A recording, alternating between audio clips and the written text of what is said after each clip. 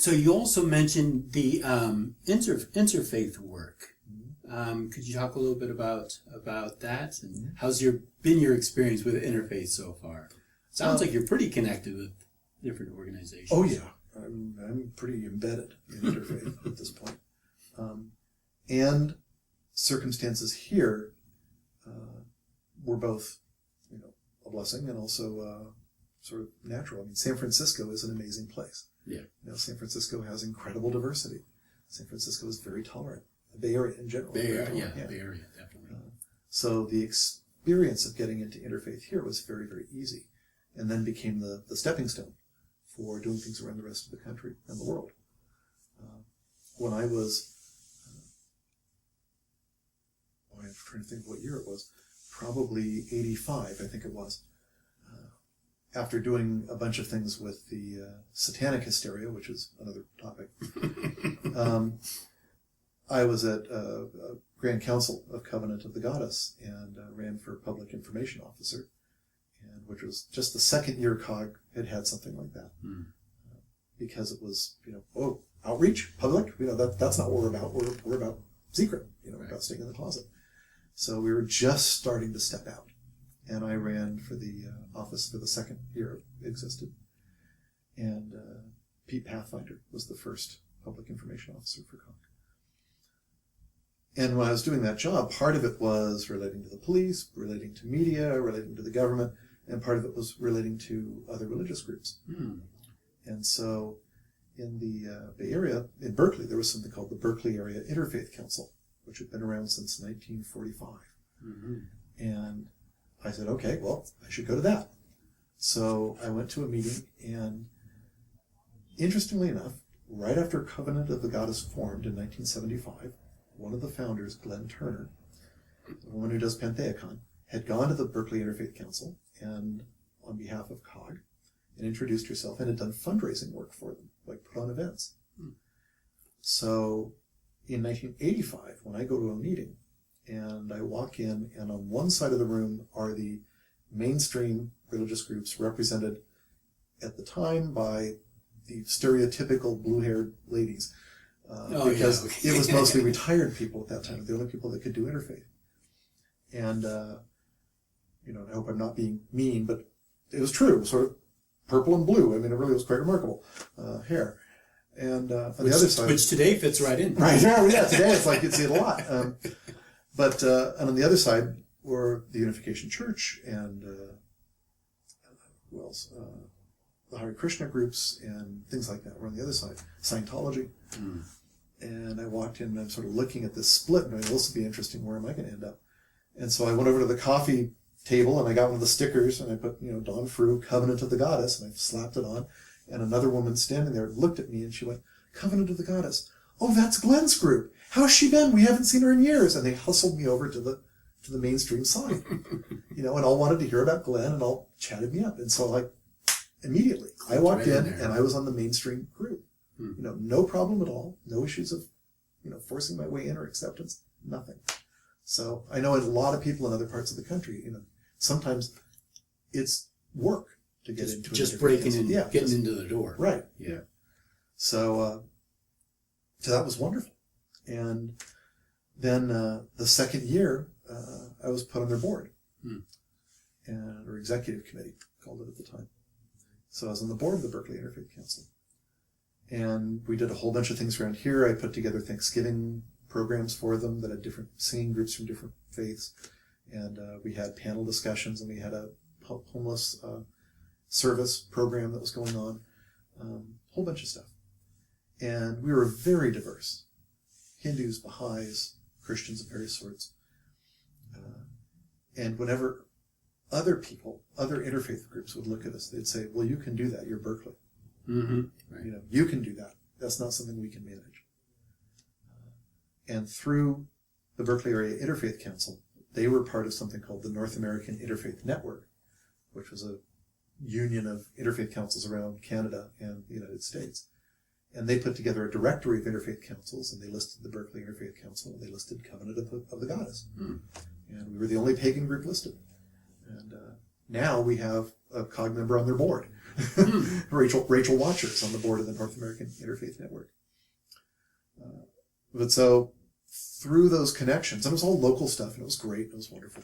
But through those connections, as 1993 approached, I heard about the Parliament of the World's Religions was going to be happening. And I went to COG and the Grand Council and said, we need to be there. We need to have people there. And for those who don't know, the Parliament of the World's Religions was an event that was held in 1893 when there was like a World's Fair in Chicago, and they had these little specialized meeting of science, meeting of industry, this thing of religions. And it was the introduction of Hinduism and Buddhism to the United States. In 1893. 1893, because Vivekananda was a Hindu speaker, and I forget the name of the Zen speaker. But people were just electrified by it. And incidentally, a lot of the Christian supporters had assumed, oh, we'll get everybody together and everyone will see how obviously superior Christianity is, and this will be wonderful. And afterwards, all anybody could talk about was the Hindu and Buddhist speakers. And that was one of the things behind the creation of the National Council of Churches, was in response to this. So anyway, but it had electrified America, and everybody now knew about Hinduism and Buddhism. And so 1993 was coming around. The Vivekananda people are going, it's been 100 years. We should really do something. Right. And people start organizing in Chicago to do another one. And it makes its way through the interfaith networks. I find out about it. I go to COG. And so COG says, yes, we'll be a co-sponsor of the event, along with Circle, Earth Spirit, and the Fellowship of Isis. We were co-sponsors of that event. And we're going to send our first officer and a couple of public information officers. And that was me, Phyllis Curott, who was the first officer, and Michael Thorne, who was the other PIO with me. We're going to send them. And we're going to have enough money with the other groups to put together a hospitality suite. Great, fantastic. So 40 COG members went on their own expense, which I did not expect at all. We had several programs, and so we had a ton of people there.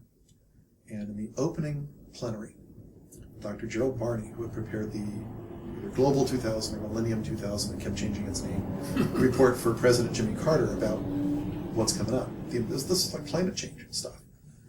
For Jimmy Carter, that far back. Yes, we were paying attention to this that far back.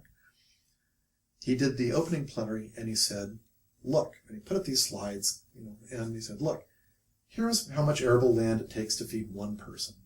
Here's how much there is in the world. Here's how fast it's going away. Here's how many people there are. Here's how fast it's growing. These various things, and put these various numbers together and said, look at this. Basically what we're looking at is in 2025, the planet begins to die. And he said, he laid a bunch of the blame at the feet of the Abrahamic religions, of which he was a member, and said, we need to find new ways to re-sacralize the earth and relate to nature if we're going to survive. And this is in 1993. This is 93. Wow. And there we were. And there had been an intention by the Parliament to feature the Native Americans who had been excluded in 1893. So there was a large Native American presence. So both they and us had the nature message. But the Native Americans were very insular. They really, they kept to themselves. They got up to their program. They really didn't interact with people a lot. We had Michael Thorne in the press room every morning, telling him what was coming up. We had all these programs out there. Suddenly, our rooms were packed. They gave us rooms for 50, and it would be standing room only and people out in the halls. We did a full moon ceremony in the park that we planned for 50. We got 500. Oh, wow. Absolutely. How do you have a ritual with 500 people? Interesting. But suddenly everybody wanted to hear what we had to say. And I got to say, I really do believe the gods worked through some of this, because we had 3 different groups, Circle, Earth Spirit, and Covenant of the Goddess, doing a full moon ceremony jointly in the park. And it's hard enough to get a group of pagans who all work together all the time to do a ritual, let alone people who've all different forms of working and things, even though we had one script. And everything went flawlessly, absolutely flawlessly. The ritual was perfect. And people were thrilled. People were just absolutely thrilled. And so we had this fun experience of walking back to the hotel, full robes.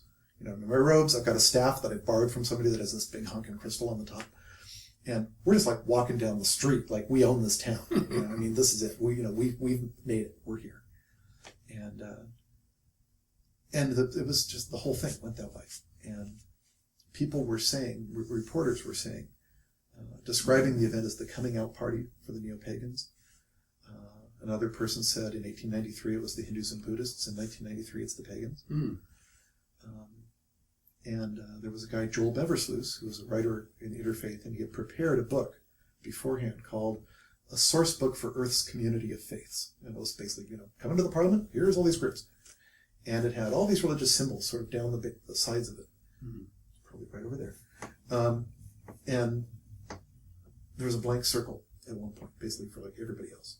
And he did a new edition afterwards and had all the same things except a pentacle instead.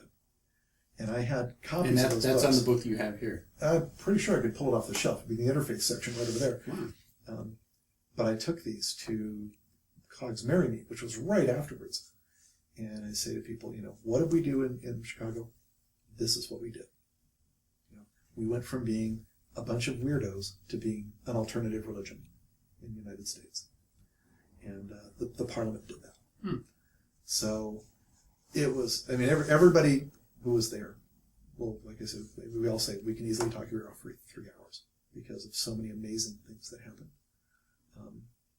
At one point, and I'm not going to go through all of them, well, things that were fun, but one thing that really sticks with me is the Native Americans were very insular, but there was an event they did where a number of warriors, so self-named, and elders read a declaration of war on people who were stealing Native traditions. And they included New Age people, and they included us. And a bunch of us went over to their hospitality suite on the same floor as ours and said, look, we want to talk to you about this because a lot of what you're saying is just incorrect. Like we addressed the 4 directions. Yeah, because our ancestors did that. Not because we're getting it from you. Our ancestors did things in sweats. Our ancestors did things in a circle.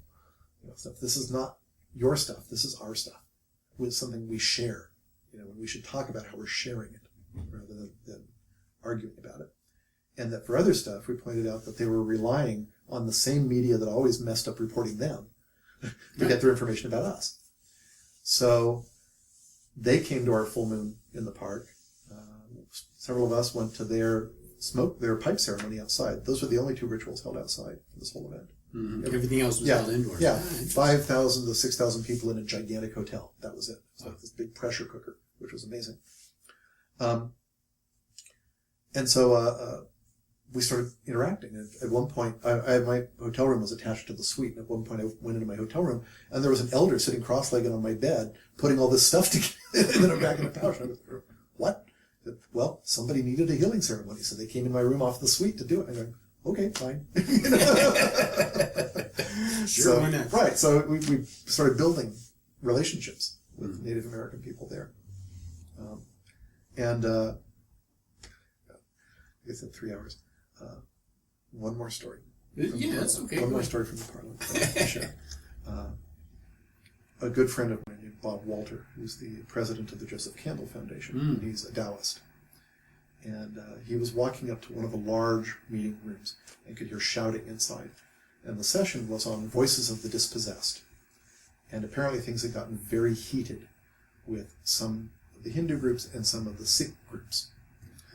And as he walked up, he saw someone who was clearly a Hindu come out the door and run down the hall in one direction. He saw somebody who was clearly a Sikh come out the door, run down the hall in another direction.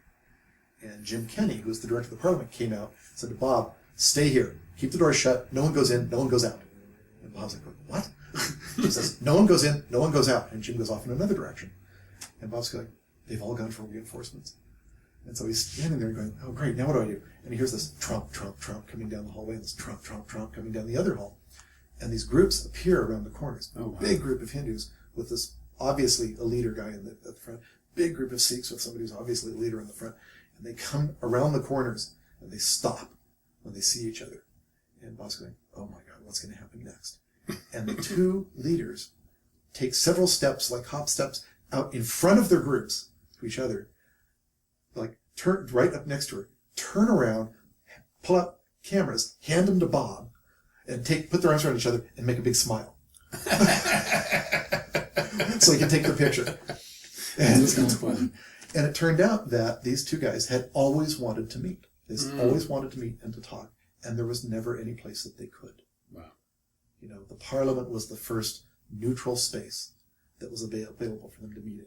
And the followers were like, well, what do we do now? You know, because they didn't want to get into a fight with these guys, these leaders, like basically all being friends.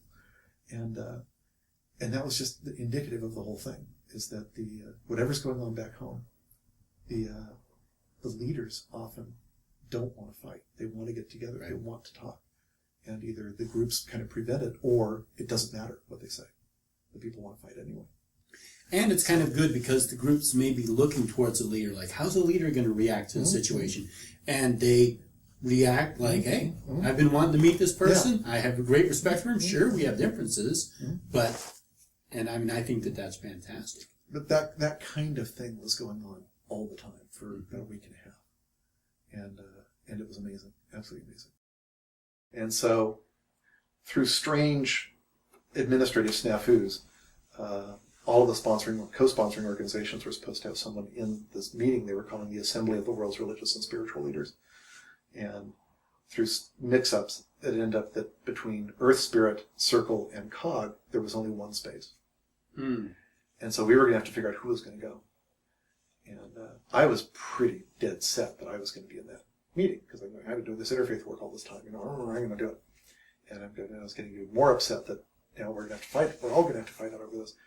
And after the full moon, which also we'd had to fight for, Phyllis had connections with the American Civil Liberties Union, which really helped, because suddenly when the park wanted to charge us a fortune for insurance things for this ritual, and basically they were just trying to squeeze us out. Right. And she, stepped in and made a big difference. But we're all going, we're too tired to fight over this. What are we going to do? We have one space. We have to fight someone. And a light bulb went off over everybody's head that there was a person there who was an elder in all three organizations, who all of us felt comfortable in. And it was a woman named Deborah Ann Light. And we said, her. And we went to Deborah and said, we need you to do this for us. And she had not come out before this. And so she did, and went there for all three groups, and was absolutely exactly the right person to do it. She was just a charming older woman who would knit during the meetings and would be like, sort of the aunt or grandmother that you really liked visiting. Right. She was just wonderful. And so she was great for representing all of us. And I'm really glad that it worked out that way. Really, really glad. But she was in the assembly, so that then also opened other doors. So the Parliament got way more people than they expected. And a lot of it was because, all the various leaders came, but just tons of people came who just wanted to come and be part of it. And because of that interaction, the movement changed after the Parliament. It was where before it had been mostly leaders and diplomats, essentially. Now it was everybody wanted to be involved. And it's a very, very different experience, because if you're representing your group and I'm representing my group, we're saying what we're supposed to say to each other. We're representing them, so we can only have that conversation. When it shifts to individuals, then we're talking to each other as people, and you learn about the other religion because of how it's affected that person, individually. And that's a huge shift. And also, after the tremendous success of the Parliament, everybody was going, we want more people here. We want greater diversity. Who's not here? Who should be at this table? Which created openings for us to participate. So suddenly a lot of groups were much more accepting of pagans being there, which was great. It was wonderful. But also, after 93 Parliament, as far as anybody knew, it was going to be another 100 years. Right. Well, 1893, 1993. Right, yeah. I mean, that's all we knew. Everybody went home energized and excited, wanting to do stuff, and didn't know what to do. And the United Religions Initiative was forming right at the same time, right around 1995, in conjunction with the anniversary of the UN Charter signing in San Francisco. And it was starting in San Francisco. And this group formed that was originally intended to be like United Religions, like United Nations, leaders coming together. And when it became clear that the leaders were going to go, well, you try, we'll see what happens, rather than jump in, then they sort of caught on to the momentum from the Parliament and shifted to individuals, grassroots approach, and personal relationships, and created an entirely different kind of interfaith organization that was grassroots, bottom-up kind of thing. And there were several conferences at Stanford to create it. And at one point, after expanding beyond San Francisco, they invited the people from the Assembly of Religious Leaders. So Deborah was there. And then Deborah asked if I could be there with her. And this is the same Deborah who's a representative of... Okay. Deborah Ann Light. And so I got involved with the URI planning in Stanford. We were creating a charter and things like that. And I'm sorry, what is URI? United Religions Initiative. Okay. And so in 2000, the charter was signed, and then elections were held, and I was elected a trustee for North America. 3 trustees from each of 8 geographic regions, and then a couple of people who were from the previous board were there as trustees, sort of a complicated arrangement. But most of the trustees were representing regions. And so that's geographic regions of the United States? No, like Europe, North America, Latin America. Different large chunks of the world. Oh, okay. And so I was one of 3 for North America. And I thought that really indicated a step forward for us, because most of the people I know who were voting for me, they didn't know me, really. Right. I mean, they read like the description of me as a candidate, but they didn't really know me personally. So they were voting for a witch. Not because, it's Dawn and Dawn's a witch. They were just voting for this person, and this person was a witch, and that didn't seem to bother them. So the fact that a majority of North America would vote for a witch to represent them, I thought was a big, indicated a step forward for us. So I was on the Global Council as a trustee, and the United Religions Initiative has grown, and it's now it's based on something called a cooperation circle, which is at least seven people of at least 3 different religions, spiritual expressions, or indigenous traditions. They worked that out to cover everybody. Right, expanded. That's good. Yeah. Who come together to do something that agrees with the purpose of the URI. And the purpose, worked out over a whole ton of meetings with people of different religions, is to promote enduring daily interfaith cooperation, end religiously motivated violence, and create cultures of peace, justice, and healing for the earth and all living beings. Wow. So pretty much anything good you want to do, agrees. So that was the base. And so from that, it's gone to over 700 cooperation circles in 87 countries. Wow. I think at this point. So it's huge. Mm-hmm. And I have served, we're in our 4th elected Global Council. And I've served in all 4. And the only other person to do that is the founder, Bishop Bill Swain. So, he and I are kind of the institutional member in the Global Council. But I think that's also a good sign. I mean, some of it is that people know me and they like me and want me there, but also as people are saying, it's either we want a witch or it's okay to have a witch on the Global Council because they keep putting me back there. So I think that's a good sign about how far we've come, right? As witches. And that they value our input. And in a lot of the interfaith work, the people that are witches doing it, we found ourselves to be straddling a line between the modern Western world and the indigenous world. Because very often, we understand Robert's Rules of Order. We understand how corporations work. And at the same time, we understand indigenous concerns. And we understand indigenous ways of working. And so very often there'll be issues that come up where indigenous people who are involved in the organization or serving on the board are like trying to understand something or trying to get a point across. And we're very, very helpful to be there. So it's, we've taken on this role of translator and helper in many respects to try to further bring the indigenous voice into the interfaith process, because it's often been there just to say, and we have a Native American. Right, kind of like a token. Yeah, I mean, and a desire often to understand, but not knowing how. And so, trying to work on building this bridge to integrate the indigenous voice into the interfaith process in a way that's more that it can be better heard and has more of an impact. And that's been a long, ongoing process. So a lot of the interfaith work has been on that. And so then the parliaments have continued. There ended up being one in 1999 in Cape Town, South Africa, another one in 2004 in Barcelona, and then just recently 2009 in Melbourne. And now the next one's coming up this year, 2015, in Salt Lake City. And we've had a presence at all of them. There's been a pagan presence. I mean, Earth Spirit, Circle, and Cog have all worked together very well. Fellowship of Isis has been there sometimes and sometimes not. But we've all worked together on making sure that there's a pagan and witch presence there. Now, being in the United States, I know and being accessible, people say, oh my God, I might be in, New Zealand next time, take advantage of it. So I know a lot of people are coming this time that are not witches.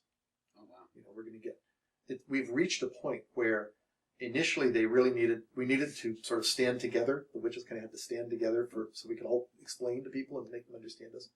We reached a point where they could understand that we were different. Pretty much, I think, by Barcelona. So that we could start talking differently. They could realize we were different kinds of witches. And now I think we've reached a point where they can understand that there's other kinds of pagans out there. We've told them, but unless they're there, right, they don't experience it. I know people who are going who are Druids. I know people who are going who are polytheists. People who are like Egyptian reconstructionists or Celtic reconstructionists, Norse heathens.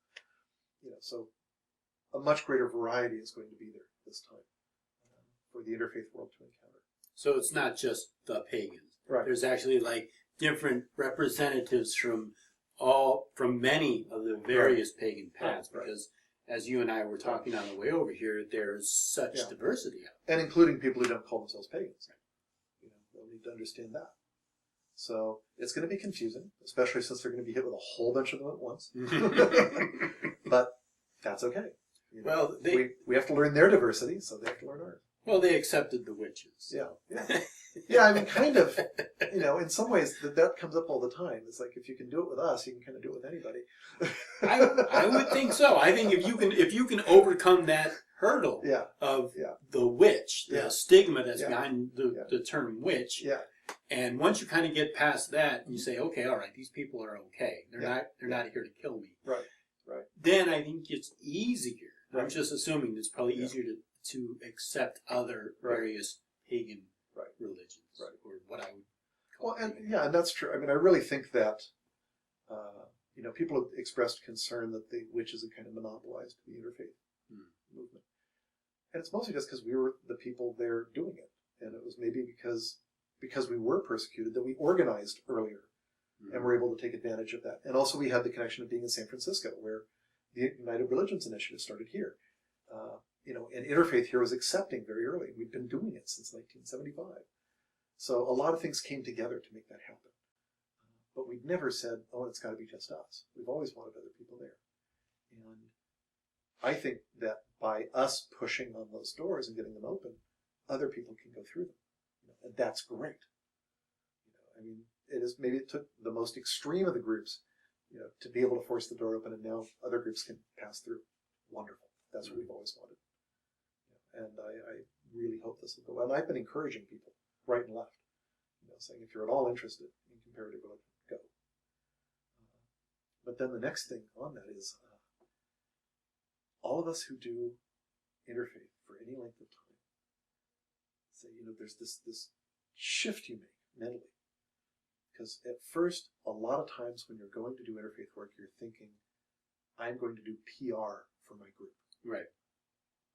I'm going to explain about my group. By virtue of being involved, people are going to understand that I'm not scary. That's a lot of what's going on when you first get involved. And I think a lot of the people coming now are going to be in that mindset. The next step is when you go, oh, by virtue of being involved in interfaith, we can do the things that we want to do as witches that we can't do on our own. We can act on our principles in a way that we can't do on our own because we just don't have the resources. And not enough of us can be public. You know, we still got a lot of people in the closet. Right. You know, but with interfaith groups, we can work with other people to do social services. You know, we can do tree plantings with other religions and get more people involved. Help the homeless. We can do all sorts of things that we would want to do as ethical witches, caring for the world around us, caring for the earth, that we couldn't do otherwise. And you realize the opportunity that interfaith provides. That's tremendous, absolutely tremendous. And I think a lot of people, they don't think that at first. Mm-hmm. And then once you get in and you realize you have all these brothers and sisters, because everybody who's there is there because they want to meet people of other religions, and they want to get along, and they want to make peace. Right.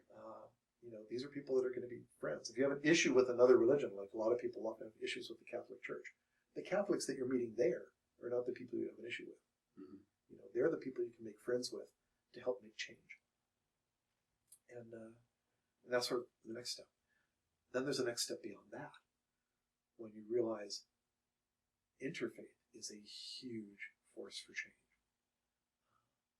I absolutely, firmly believe that interfaith work is the best hope for peace on earth. Mm-hmm. And the best hope for change.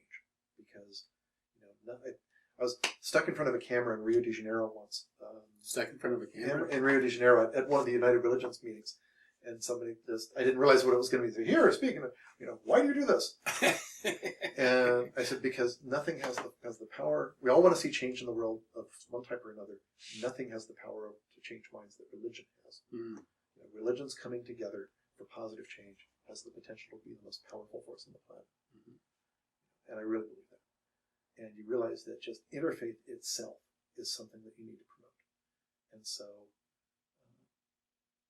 it's kind of a weird space to be in, because I haven't done a What is Wicca class for a long time. When I do, it's because somebody in the interfaith group will say, well, could you come to my church and do something? Mm-hmm. It's not in the interfaith group. What I'm doing in the interfaith group is I'm making interfaith events happen. And people know that I'm doing it as a witch. So it reflects on the craft and it reflects on the color. But I'm doing it because interfaith in and of itself is an important thing. I'm involved in at least 4 proposals for the Parliament. None of them are what is a witch. Right. None of them are what is witchcraft about. They're all promoting things related to it, but none of them are that. And I was just talking with a Baptist minister who happens to be my brother-in-law. Who happens to be your brother-in-law? Yeah, his sister is married to my brother. And he's involved in the... Yeah, that's he's on the board at the Interfaith Center at the Presidio, which I'm on the board there too, which is a consortium of about 20 different interfaith organizations in the Bay Area to come together to maintain a physical spot for interfaith work. Hmm. And I'm on the board there with Andy. And we were talking about this, about how it's a completely different interfaith encounter, where it's all about what we learn about the way we approach doing good together, and what that tells us about our different traditions. And it's really getting much more down to deeply relating to each other as people, mm-hmm. First. Right. And it's strange when I think back on it, because it's wonderful and it's powerful, but it feels funny in some cases that he's not talking to me about being a Baptist and I'm talking to him about being a witch. Right, because that's almost secondary. Yeah, it's kind of a given that that's okay. Mm-hmm. So it's interesting. You go through these processes. The programs that I'm doing, the proposals that I have in the Parliament, one of them is for a organization I put together at the Second Parliament in Cape Town. They had an amazing process there to generate what they called gifts of service, which were interfaith projects to do good. And I'd had an experience in southern Turkey, southeast Turkey, when I was traveling with my wife Anna. And we were doing research related to craft origin stuff. But our guide said, would you like to visit a Yazidi village? And at the time, I'd heard of Yazidis. Probably most people hadn't heard of Yazidis until recently, when ISIL was trying to exterminate them. Right. But that wasn't going on back in 1998. And so I went to this Yazidi village and met these wonderful people, and we shared notes about their religion and our religion, and things that were very similar and some things that were different. And I asked them about scripture, and they said that they'd had texts in the past, but they'd been forced to pick up and move so many times, like in the middle of the night, that they'd lost them 4 generations earlier. Wow. And I said, well, I've got a copy. Because in 1900, a religious scholar had passed through the area and collected the material and come home and published a book in 1904. Another one, got it back on the shelf. I said, I can copy it and send it to you. No problem. And so I got home and I did this, and they were thrilled and sent me this letter, this nice letter from the elders and things. And I thought to myself, oh, here's another thing that could go on in a bio somewhere. Devil worship was almost dead until Don Frew helped restore it. We almost annihilated it. Because they're different and they're not Muslim. They're called devil worshippers. Right. And so that's typically they're the minority religion. Yeah. And so they're not devil worshippers. But so I'd sent them this text, and then it turned out someone here wrote a story about it, and it turned out that the whole Yazidi community in Nebraska was there, and they didn't have this text either. And they're going, "You've got this text," and so there's a whole thing of copying and sending it to them. Oh wow! So it became a big deal. So we're creating these projects, and I came up with this thing saying, that was a really, really easy thing to do, to make a really big difference in the community. And how often have religious traditions been lost in communities, but someone recorded them? Right. And it's out there somewhere, and it can be restored. Not a pot where you fight over who gets it, but something that can be copied. A film or an audio recording or a book or papers. Things that can be copied and returned. Easy thing to do. Or working with groups that they know they're in danger of losing a tradition and helping them record it so that they can, teach it for more people, or help them meet other people of their community that can help them do it, whatever. So I created something called the Lost and Endangered Religions Project. And that's been going now since, 1999. And we have projects in South Asia, and we continued working with the Yazidi. And part of it is also a Wiccan history project, where we're working to make sure that texts are recorded and preserved and not just in one place, so if someone has a fire, it's gone. Right. So we're working on that, which has then expanded into recording oral history. So there's a whole bunch of projects that are going strong. Now one in Guatemala. I'm heading to Guatemala soon to record the teachings of a teacher down there, who I befriended, and he died last year, but left instructions for me to copy his material, because he only has one copy of his teachings written down. We want to make sure it's preserved. One copy is always dangerous. Yeah. So that will be the collected teachings of a Mayan teacher in 14 books. Wow. Yeah. And so that's the kind of thing that I'm doing as a witch. Mm-hmm. It's not a let me tell you about witchcraft project. I'm doing it as a witch, and everybody involved knows that I'm doing it as a witch. So it's a kind of PR, but the PR is secondary to the work.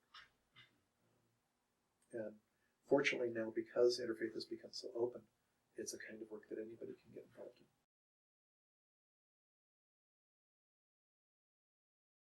I have a few more words beyond that. I'd say similar to Native American or Hindu or Shinto religious practice, but with a predominantly European and Mediterranean cultural context. Now, that's got to change.